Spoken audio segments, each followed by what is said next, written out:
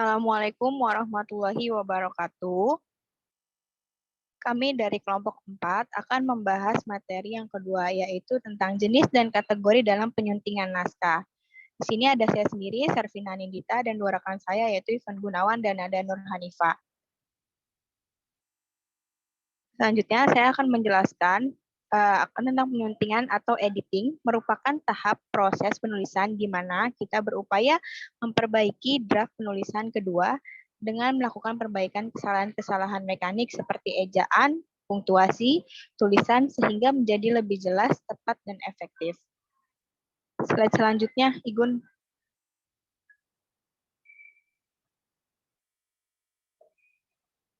Lalu selanjutnya ada pengertian penyuntingan naskah. Menurut NST tahun 2012, pengertian penyunting adalah menyiapkan naskah siap cetak atau siap terbit dengan memperhatikan segi sistematika penyajian berupa isi, bahasa, yang menyangkut ejaan, diksi, dan struktur kalimat. Orang yang melakukan pekerjaan menyunting naskah disebut penyunting naskah.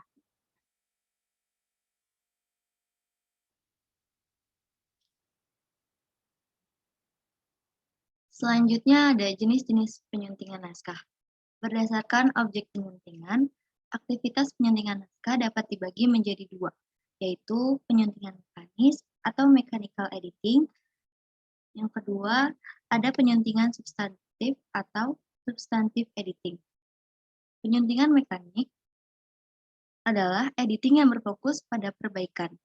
Hal-hal mekanis seperti pengetikan, tipografi, penggunaan kata, penggunaan kalimat, penggunaan paragraf, penggunaan bahasa, penyajian data, dan fakta, serta pengutipan dan penggunaan sumber yang dilindungi hak cipta.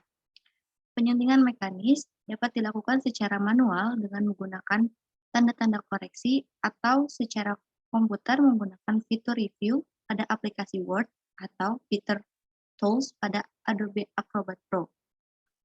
Penyuntingan mekanis dapat dilakukan editor LPB atau editor lepas yang ditunjuk LPB.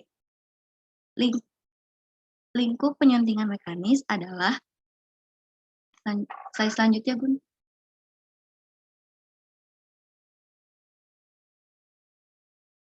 Lingkup penyuntingan mekanis adalah yang pertama ada perbaikan kesalahan tik atau typographical error.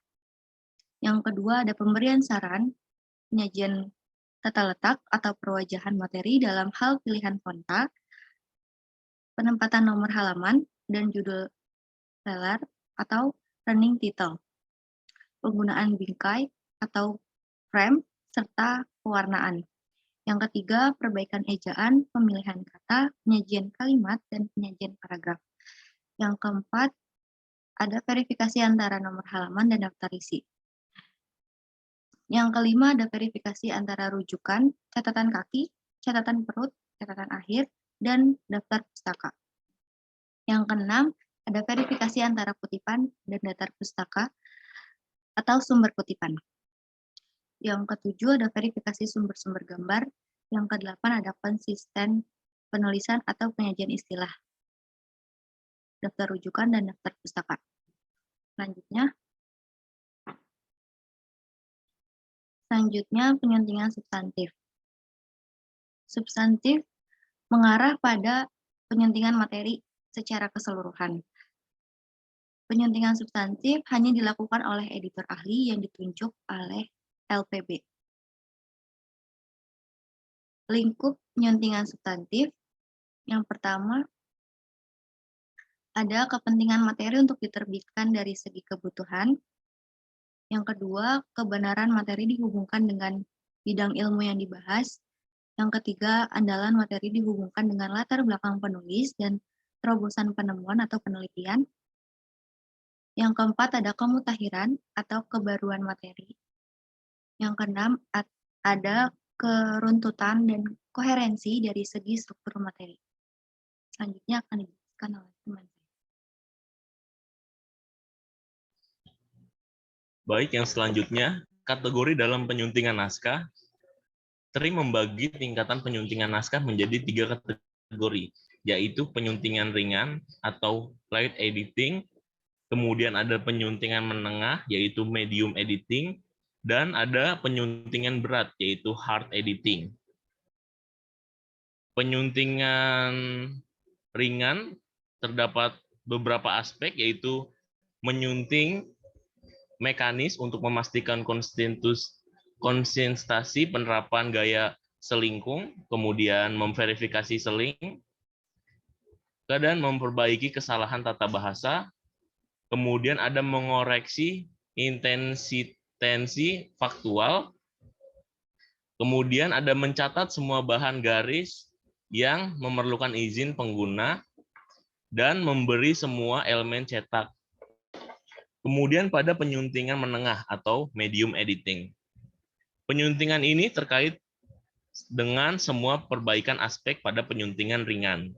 Tetapi dalam penyuntingan medium ada tindakan lain, yaitu memperbaiki dan menata kalimat agar lebih efektif, kemudian menambah keterangan atau definisi istilah untuk penjelasan. Yang berikutnya penyuntingan berat atau hard editing. Penyuntingan ini terkait dengan semua perbaikan aspek pada penyuntingan ringan.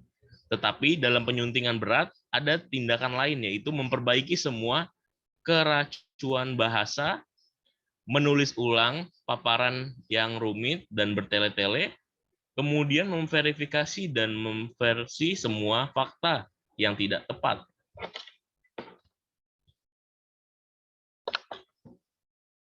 Kemudian ada tujuan dari penyuntingan naskah. Tujuan yang pertama adalah memperbaiki naskah dari segi kebahasaan, yaitu penerapan pedoman umum ejaan bahasa Indonesia atau PUEBI, kemudian pemilihan kata, penyajian kalimat, dan penyajian paragraf. Yang kedua, memverifikasi data dan fakta yang terdapat di dalam naskah. Yang ketiga, memastikan kebenaran materi sesuai dengan fakta keilmuan. Yang keempat, memastikan tidak ada materi yang mengandung pelanggaran hak cipta orang lain ataupun materi-materi tidak patut. Yang kelima, memastikan naskah mengikuti gaya selingkung penerbit LPB. Kemudian aspek-aspek penyuntingan naskah, yaitu yang pertama ada keterbacaan atau readability, dan kejelasan atau legibility, yaitu aspek yang menyangkut tipografi dan desain halaman buku secara keseluruhan. Yang kedua ada ketaatan, yaitu aspek yang menyangkut konsistensi penulis dan penyajian naskah sesuai dengan yang ditetapkan. Kebahasaan, yaitu aspek yang menyangkut penerapan kaidah kebahasaan. Kemudian yang keempat, kejelasan gaya bahasa atau ketegasan, yaitu aspek yang menyangkut gaya penyajian naskah sehingga mudah dipahami. Yang kelima, ada ketelitian data dan fakta, yaitu aspek yang menyangkut kebenaran penggunaan data dan fakta. Yang keenam, ada kelegaan atau legalitas dan kepatutan, yaitu aspek yang menyangkut etika penggunaan materi yang dilindungi hak cipta serta penggunaan materi yang bebas dari unsur penghinaan, sara, fitnah, hoaks atau berita bohong, dan pornografi. Kemudian yang terakhir adalah ketepatan rincian produksi, yaitu aspek yang menyangkut pencetakan buku dari sisi ukuran, ketebalan, jenis kertas, dan tiras buku yang dihubungkan dengan penggunaan serta pemasaran.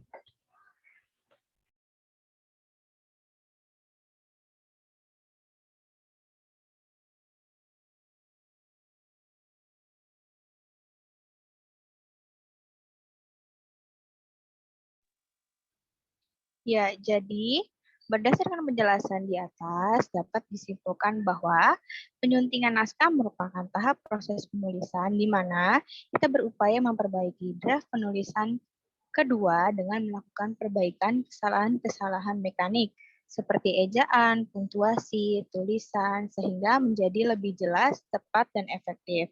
Sedangkan jenis-jenis penyuntingan naskah dibagi menjadi dua, yaitu penyuntingan mekanis dan penyuntingan substansif. Di masing-masing jenis penyuntingan tersebut terdapat lingkup yang berbeda-beda. Selanjutnya, di kategori penyuntingan naskah memiliki tingkat kesulitan yang berbeda. TRIM membagi tingkatan penyuntingan menjadi 3, yaitu yang pertama penyuntingan ringan, yang dimana penyuntingan ini memperbaiki kesalahan kata tata bahasa. Lalu yang kedua ada penyuntingan medium. Di penyuntingan ini memperbaiki dan menata kalimat agar lebih efektif, serta menambahkan definisi istilah untuk penjelasan. Lalu yang ketiga ada penyuntingan berat. Di penyuntingan ini memperbaiki semua keracuan bahasa dan merevisi semua fakta yang tidak tepat. Adapun tujuan dari penyuntingan naskah ini, yaitu untuk memperbaiki naskah dari segi kebahasaan, yaitu penerapan pedoman umum ejaan bahasa Indonesia atau PUEBI, pemilihan kata, penyajian kalimat, dan penyajian paragraf.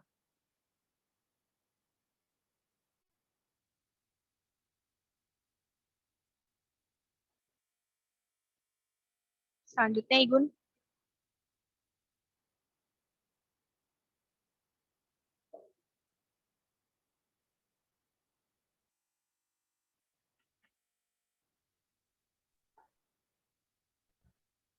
Baik teman-teman, berikut adalah presentasi dari kelompok kami. Mohon maaf jika ada kata yang salah atau menyinggung kalian. Sekian presentasi dari kelompok kami. Wassalamualaikum warahmatullahi wabarakatuh. Waalaikumsalam warahmatullahi wabarakatuh.